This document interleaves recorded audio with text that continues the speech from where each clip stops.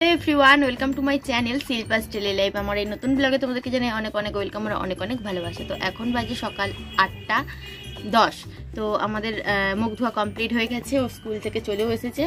আমার অনেক কত মুখ ধোয়া হয়ে গেছে, তারপর এখনো চানি করিনি। এখনো চানি করেনি, চান করবে পরে বেলায়। এখন আমার মা চা বানাবে, ও গিয়ে চা খাবে।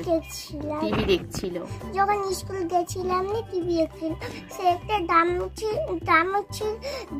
আছে না স্কুলের উপরে, একটা দাম ছাড়িয়ে দিচ্ছে। ওদের স্কুলে কাজ চলছে, ট্যাঙ্কের কাজ চলছে, জলের ব্যবস্থা করা হচ্ছে আর কি, সেটাই বলছে। চলো। তারপর দেখো এখানে আমি আর রাই চা নিয়ে বসে গিয়েছিলাম। মা চা বানিয়ে দিয়ে চলে গেছে দোকানে বাপিকে চা দিতে। তো খাড়ি দিয়ে চা খাবো দুজনে মিলে। ওর একটু কাপে কম চা, আমার একটু বেশি চা। তো কারণ কি ও চা খাড়িটা খাওয়ার পর আর চাটা খাবে না, সেই কারণে ওকে কম দেওয়া হয়েছে। তো তারপর ভাবলাম মায়ের ঠোঙাগুলো আজকে আমি একটু মেলে দিই। তো দেখলাম ছাদে এক জায়গায় বেশ পিঁপড়ে ধরেছে। তো যাই হোক ভাবলাম ঠোঙাগুলো মেলে দিই, মায়ের একটু হেল্প হবে। শুধুমাত্র এই কাজটাই আমি করি, আর কিচ্ছু করতে হয় না আমাকে বাবার বাড়িতে এসে থাকছি যখন। আর তারপরে আজকে মা একটু ছোলা আলু সেদ্ধ করেছিল, তো এটা দিয়ে মুড়ি খেয়ে নিলাম আর সাথে চানাচুর দিয়ে।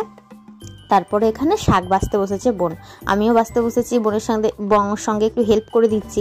আর আমাদের রাই বলছে ক্যামেরাটা অন করে হ্যালো গাইস করো, যে তুমি শাক বাছছো। আমি বলছি ও আমার মাথায় বলছে যে তুই ভুলে গেলে ও কিন্তু তোকে মনেই করিয়ে দেবে যে তোকে ভিডিওটা করতে হবে। তো আইসক্রিম নিয়ে বসে গেছি। আর আজকে আইসক্রিমটা দেখো, একদিকটা গোলাপি আর ওই অরেঞ্জ কালারের কম্বিনেশনে আছে।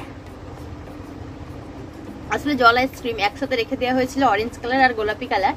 তো একসাথে আর কি মিশে গেছে এটা। যেহেতু আমাদের দোকানে নষ্ট করবো কেন, ভাবলাম এগুলোই আমরা খেয়ে নিই, কাস্টমাররা তো এগুলো কিনবে না। তো এটা খাচ্ছি। স্নান টান কমপ্লিট হয়ে গেছে, এখন আর সেরকম কোনো কাজ নেই। একটা গল্পের বই নিয়ে বসেছি, সেটাই পড়বো আর একটু ঘুম দেবো। চলো। আমি এই বইটাই পড়ছিলাম, প্রায় 10-12 বছর আগেকার বই এটা। 2013-14 সালের বই, আর এখন 2025 সাল চলছে। তো সম্ভবত আমি ভিডিও অফিসে একটা কবিতা আবৃত্তির কম্পিটিশানে গিয়েছিলাম, সেখানেই তৃতীয় পুরস্কার। কারণ কি আমি প্র্যাকটিস তো করি না, মানে কারোর কাছে শিখি না, নিজে থেকে যতটুকু পারি ততটুকুই। ইদানিং এসে এই সমস্ত কিছু করা ছেড়েও দিয়েছি।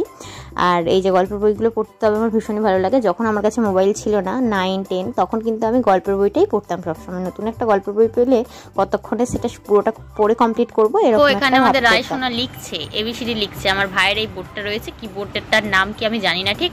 বলছে আমি লিখবো ওইটাতে। বলছি ঠিক আছে লিখ। বলছে তুমি তাহলে হ্যালো গাইস করো। আমি লিখছি, তুমি দেখাবে। এটা হবে না, ডিলিট করতে হবে। এই যে এটাতে ডিলিট করতে হয়। হাই সব মুছে গেল সোনা। আবার লিখ, আবার লিখ, আবার লিখ।